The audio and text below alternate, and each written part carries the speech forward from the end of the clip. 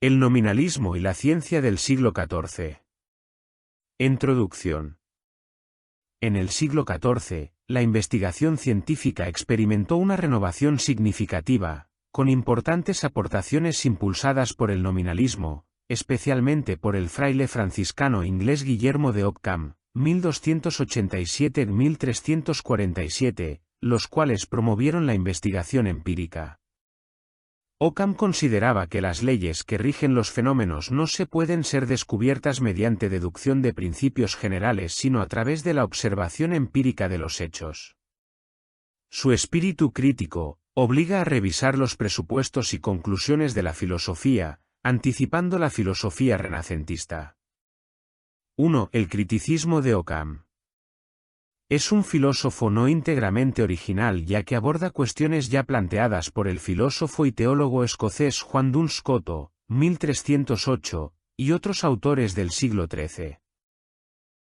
La escolástica intentó durante siglos sintetizar la fe cristiana y la filosofía griega, alcanzando grandes hitos como Tomás de Aquino o Buenaventura de Bagnoregio, 1221-1274.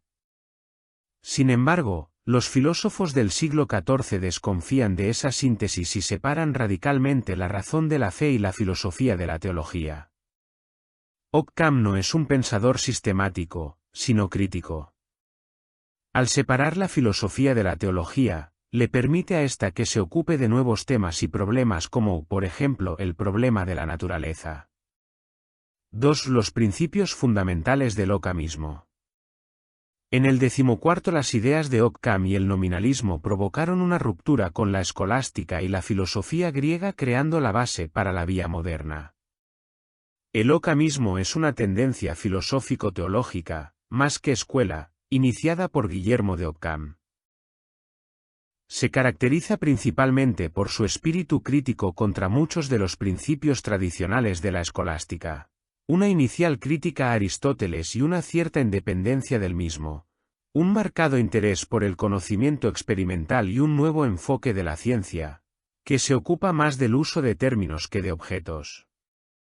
La nueva orientación, marcada sobre todo por la lógica lingüística y una nueva idea de ciencia, recibió el nombre de vía moderna. Su nominalismo y la idea básica, no sólo de que el mundo es radicalmente contingente, sino también de que Dios, por su potencia absoluta, puede crear cualquier otro mundo, le lleva a imaginar, aunque fuera en el terreno meramente hipotético, otras posibilidades físicas distintas de las que existen realmente. Esto implica que otros sistemas universales, heliocéntricos por ejemplo, pueden ser posibles. Esta concepción influyó positivamente en las nuevas ideas físicas que se cultivan durante el S. 14, en París y Oxford, sobre todo por parte de Juan de Mirecourt, 1349, Nicolás de Autrecourt, hacia 1350, y Juan Buridan, 1358, el iniciador medieval de la teoría del ímpetu. Los llamados calculators de Merton, en Oxford, y algunas de las ideas de Nicolás de Oresme están posiblemente relacionados con los planteamientos ockhamistas. 2.1 Separación entre razón y fe. La filosofía se debe centrar hacia la investigación libre y la ciencia, mientras que la teología revelación, volviéndose menos racionalista. 2.2 El nominalismo. El nominalismo es una corriente filosófica que surgió en la Edad Media, especialmente en el contexto de la escolástica que sostiene que los universales términos generales como humanidad, blancura, justicia no tienen una existencia real e independiente fuera de los objetos particulares. Según el nominalismo, los universales son meras palabras o nombres, de ahí el término nominalismo, que proviene de nomen, que significa nombre, que sirven para describir las propiedades comunes que comparten los objetos individuales, pero no existen como entidades reales por sí mismas. Esto es clave ya que la teología se basa en la existencia de los universales. La filosofía, que debe ser siempre racional, debe desligarse de la teología. 2.3 Principio de economía conceptual. El principio de economía o simplicidad sirve para simplificar las explicaciones eliminando conceptos innecesarios. especialmente metafísicos, y apostar por explicaciones más simples y directas.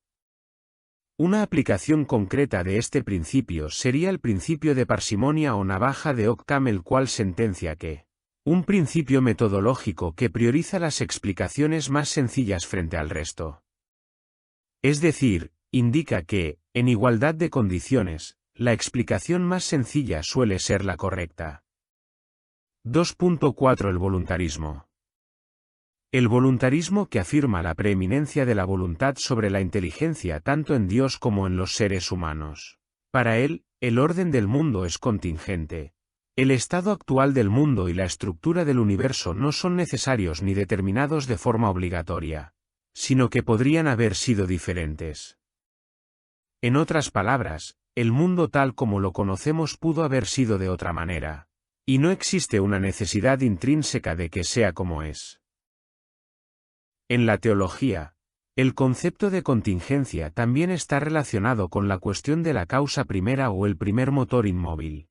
Si el universo es contingente, entonces debe haber una causa que explique su existencia y que sea necesaria. Es decir, que no sea contingente, y depende de la voluntad de Dios, no de un orden racional necesario. 2.5 Teoría del conocimiento y epistemología. Occam reconoce un conocimiento abstracto, capacidad de formar conceptos generales o universales a partir de las experiencias sensoriales de objetos particulares, que depende del conocimiento intuitivo, más inmediato y centrado en objetos particulares. Distingue dos tipos de conocimiento o intuiciones. Intuición externa, es el conocimiento directo de objetos del mundo exterior a través de los sentidos. Nos permite percibir que algo existe en la realidad. Intuición interna. Es el conocimiento inmediato que tenemos de nuestros propios actos mentales y estados internos. No depende de los sentidos, sino de la experiencia interna de la conciencia. Permite conocer actos de pensamiento, deseos, emociones y voliciones tal como ocurren en la mente. 3. Crítica de Occam a la filosofía escolástica.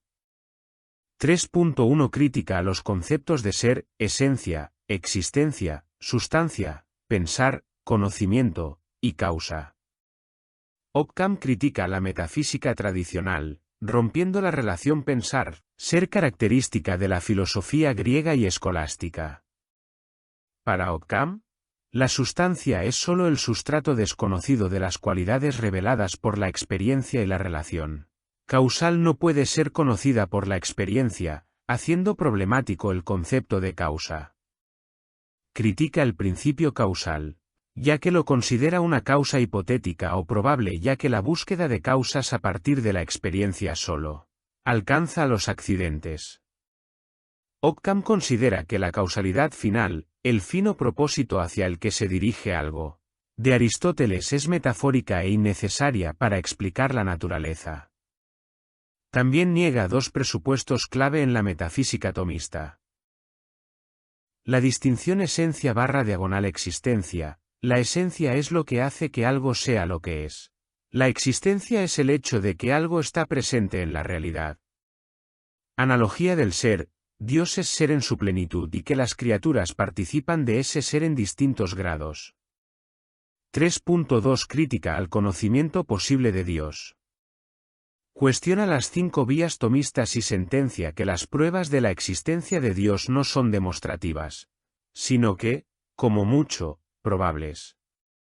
Para Occam los atributos de Dios son nombres atributivos, nominalismo, y no evidencias racionales. Concluye afirmando que la existencia de Dios no es demostrable por la razón humana, anticipando ideas de Hume sobre la imposibilidad de demostrar la existencia de Dios de manera concluyente. 3.3 Crítica a la relación razón-espiritualidad.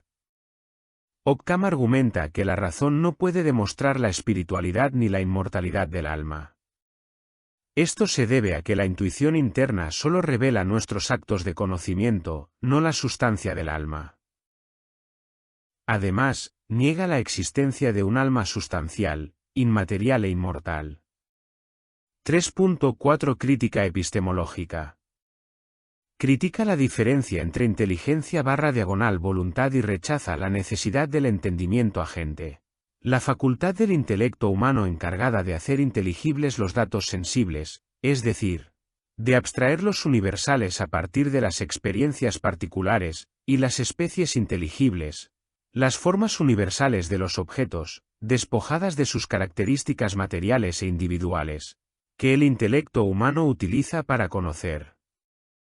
No existen en el mundo externo, sino solo en la mente, como resultado de la abstracción, tomistas para explicar conceptos, los cuales afirma que se forma espontáneamente a partir del contacto directo e intuitivo de las cosas. Gracias al principio de economía le lleva a negar la existencia del agente y las inteligibles, sugiriendo que nada impide pensar que el alma es corporal o que es el cuerpo el que piensa. 3.5 Crítica a la ética vigente. Desvincula preceptos morales emoticono cara de disgusto igual a principios racionales. A diferencia de TDA, que considera que los 10 mandamientos son parte de la ley natural. Para Occam un acto es bueno o malo simplemente porque Dios así lo decide, acentuando la omnipotencia divina y reduciendo el ámbito de la razón. En este punto Occam no ataca el dogma cristiano, sino que expulsa a la filosofía de la fe, subrayando el carácter suprarracional y autónomo de la fe. 4 Nominalistas, Occamistas y científicos en el S14. El nominalismo de Occam, aunque es significativo, no es la única causa del desarrollo científico, aunque su énfasis en la intuición y la experiencia fomentó la investigación empírica y la crítica a pensadores pasados. En el siglo XIII ya existía una traducción científica impulsada por las traducciones de obras griegas y árabes. Destacan pensadores como Alberto Magno, 1280, descubre el arsénico y explica que la Tierra es esférica. Pierre de Maricourt, 1269. Realizó experimentos sobre magnetismo y escribió el primer tratado existente para las propiedades de imanes. Su trabajo se destaca por la primera discusión detallada de una brújula. Roger Bacon, 1220-1292. Uno de los primeros pensadores que propusieron el moderno método científico y el primero en registrar la fórmula de la pólvora en Europa. Roberto Grosseteste, conocido principalmente por sus aportaciones al estudio de la luz desde un punto de vista más cercano al de la ciencia moderna que a la especulación racional propia de la escolástica. Su teoría sobre la creación del universo ha sido considerada como un antecedente de la teoría del Big Bang. Todos ellos habían defendido la necesidad del método empírico antes del nominalismo. El aristotelismo era puesto en duda desde diferentes perspectivas. Terminismo radical, relacionado con el nominalismo que niega la existencia de los universales. Realismo moderado. 4.1 El movimiento nominalista. Los autores nominalistas desarrollaron tanto tesis similares a Occam como trabajos científicos concretos. 4.1.1 Nicolás de Autrecourt, c. 1300 a 1369. Radicalizó el nominalismo hasta llegar al escepticismo y proponiendo la sustitución de la fe por la razón en teología. No solo intentó limitar el poder de la razón en teología, sino que criticó el aristotelismo en física, importancia del experimento y la matemática. Crítica a la causalidad aristotélica. Autrecourt, y más tarde Hume, atacó la idea tradicional de causalidad aristotélica, afirmando que no se puede demostrar con certeza que una causa produzca un efecto necesario. Ejemplo: vemos que el fuego quema la madera, pero no podemos probar con certeza que el fuego deba quemar la madera en todos los casos. Solo sabemos que lo ha hecho en el pasado, pero eso no garantiza que lo haga en el futuro.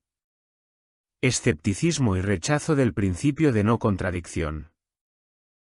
Criticó la confianza en la razón pura, argumentando que solo las proposiciones evidentes por sí mismas, como pienso, luego existo, pueden ser aceptadas con certeza.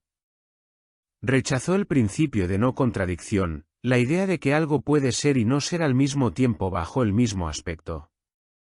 Es una regla para evitar contradicciones lógicas dentro de una proposición o entre varias proposiciones. Autrecourt argumentaba que, para demostrar el principio de no contradicción, se necesita usar un razonamiento que, a su vez, dependa del principio mismo. Es decir, para probar que no puede haber contradicción entre dos afirmaciones, uno tendría que asumir que no puede haber contradicción en el razonamiento en primer lugar. Esto es lo que se conoce como una petición de principio, es decir, un argumento circular. Un argumento circular es aquel que asume la conclusión como parte de las premisas, creando un ciclo que no lleva a una verdadera justificación del punto que se quiere demostrar. Es decir, se pretende demostrar una tesis con un argumento, pero dicho argumento necesita que la tesis sea cierta con antelación. Premisa / argumento 1, la Biblia es la palabra de Dios. Premisa / argumento 2, lo sabemos porque lo dice la Biblia. Premisa / argumento 2, todo lo que dice la Biblia es verdad. Conclusión, la Biblia es verdadera porque es la palabra de Dios. Argumento, si afirmamos, el principio de no contradicción es verdadero, es falso. Es una contradicción en sí misma, porque implica que el principio de no contradicción es falso. Pero también está implícito que no podemos afirmar esto sin violar el propio principio de no contradicción. Planteó que solo el conocimiento basado en la experiencia inmediata y la intuición es fiable. 4.1.1 Roberto de Olcott, C1290, 1349. Contemporáneo de Occam, y falleció en 1349, después de haber sido profesor de teología en la Universidad de Oxford. Defendió el realismo y la doctrina de Santo Tomás, del cual, sin embargo, se separa alguna vez en puntos, o secundarios, o de dudosa interpretación. No obstante, rechaza el uso de la lógica para demostrar la existencia de Dios. En cambio, propuso una lógica de fe que él considera superior a la lógica natural y la metafísica tradicional. Para Olcott la teología revelada, filosofía ya que la primera no está limitada por el principio de no contradicción, como se observa en la doctrina de la Trinidad. Es clave su discusión acerca de la noción de causa o principio de causalidad, preludiando a la teoría de Hume, y otros modernos sobre este punto, afirma que no es posible al hombre conocer con certeza, sino a lo más de una manera más o menos probable, que una substancia o cosa finita es causa eficiente de otras. Así es que, después de aducir y discutir las razones o fundamentos que suelen alegarse para establecer la causalidad eficiente y su cognoscibilidad, concluye diciendo que no es posible el conocimiento cierto acerca de este punto. Argumentó que la voluntad humana es libre, pero al mismo tiempo está orientada hacia el bien debido a la gracia divina. Ambas fuerzas interactúan para dirigir al individuo hacia su salvación. 4.2.2 Gregorio de Rimini, 1300, 1358. Desarrolla tesis similares a las de Occam pero desde argumentos agustinistas. Destaca su visión sobre el objetivo de la ciencia, ya que no considera que sea la demostración completa ni la cosa real, sino que debe ser significado total y adecuado de la conclusión de las demostraciones. 4.2.3 Crítica a las demostraciones de la existencia de Dios por la metafísica tradicional. Juan de Mirecourt. En el contexto de la crítica de las demostraciones de la existencia de Dios propuestas por la metafísica tradicional, se desarrolló un análisis de los tipos de proposiciones y la evidencia atribuible a ellas, aplicando, más tarde, el principio de causalidad. Se acepta que algunas proposiciones son aceptadas por la fe. Otras son aceptadas o rechazadas por la razón u otras causas. Proposiciones aceptadas sin miedo a errar, a sensus evidentes. Son ciertas por naturaleza y por lo tanto, no se teme equivocarse al aceptarlas. Su evidencia es directa y clara, y son aceptadas de manera inmediata. El todo es mayor que las partes. Proposiciones analíticas, evidencia potissima o evidencia principal. Su evidencia deriva del principio de no contradicción.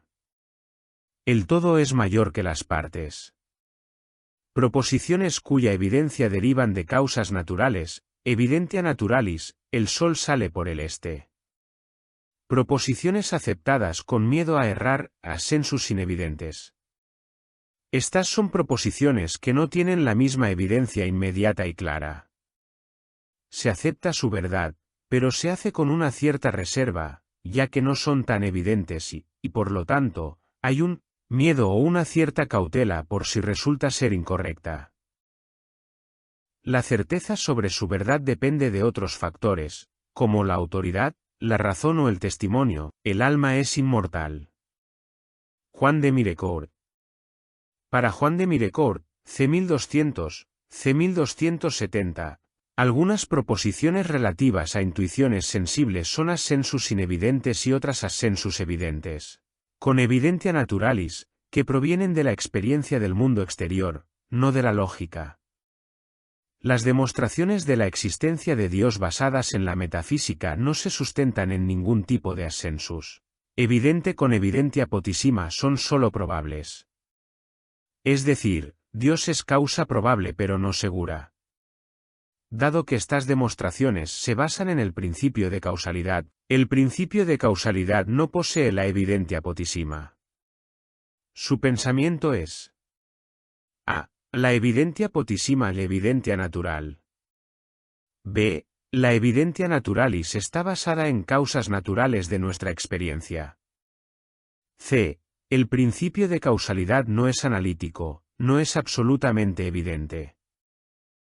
d. El principio de causalidad no se basa en la experiencia, por lo que, aunque podemos concebir la posibilidad de que no sea verdadero, estamos obligados por naturaleza a pensar y actuar en concreto como si fuese verdadero. 4.2.4 Nicolás de Autrecourt, 1299. 1369. Nicolás de Autrecourt, 1299-1369, sigue el nominalismo de Occam hasta los límites del escepticismo de Hume, negando la posibilidad de un conocimiento de la sustancia y la causalidad. Pese a su escepticismo defiende como fuentes de evidencia absoluta el principio de no contradicción. Percepción sensible. Considera que la existencia de una cosa no puede derivarse de otra, lo que afecta a las deducciones metafísicas de la sustancia aristotélica y la causalidad como relación necesaria. La obra más conocida de Nicolás de Autrecourt es Cuestiones sobre la física de Aristóteles. 4.3 Los desarrollos científicos. Los avances científicos del 14º se pueden estructurar en tres grandes bloques. Estructura de la materia y el espacio. Se produce un cuestionamiento de la concepción aristotélica de la materia y el espacio. Autrecourt, por ejemplo, acepta el atomismo y la existencia del vacío, alejándose así de las formas sustanciales de Aristóteles. Occam consideró la posibilidad de la existencia de mundos concibiendo un universo infinito, desafiando la teoría cosmológica de Aristóteles. Explicación del movimiento y sus consecuencias.